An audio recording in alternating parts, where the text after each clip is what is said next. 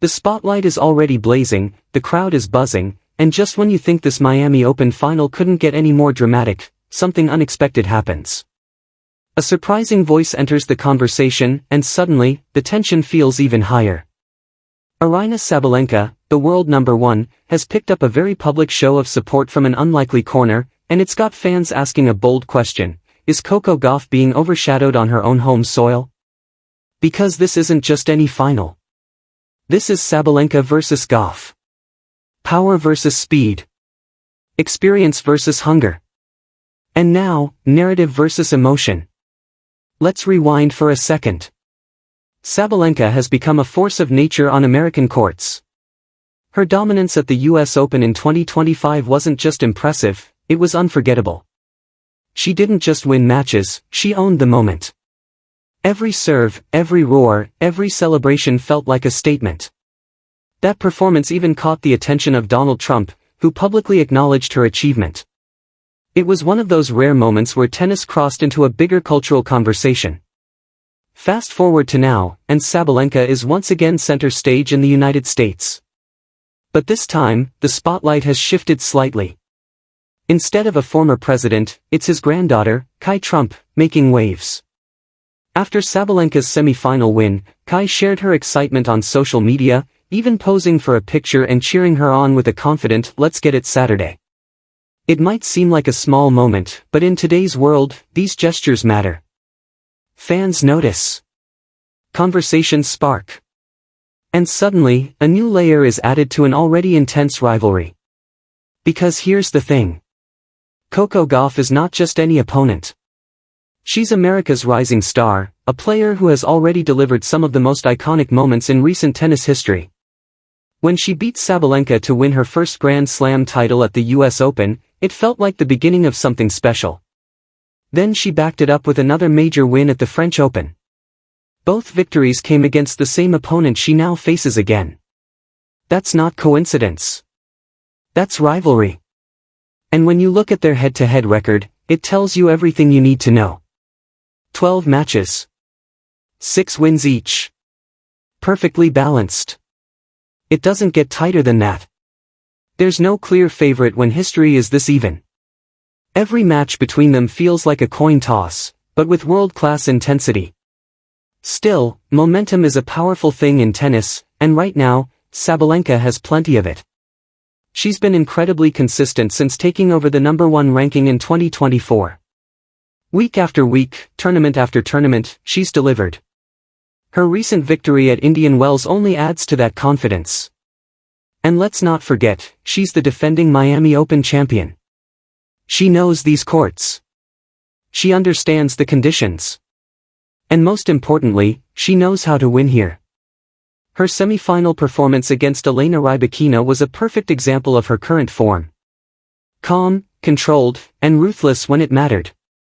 She dictated the pace, handled pressure with ease, and looked every bit like the top player in the world. But writing off Gauff would be a huge mistake. Because if Sabalenka thrives on power, Gauff thrives on moments. Big moments. Pressure moments. The kind of situations where matches are decided not just by skill, but by belief. And Gauff has shown time and time again that she belongs on that stage. Her semi-final performance was nothing short of dominant. Against Karolina Muchova, she didn't just win, she imposed herself.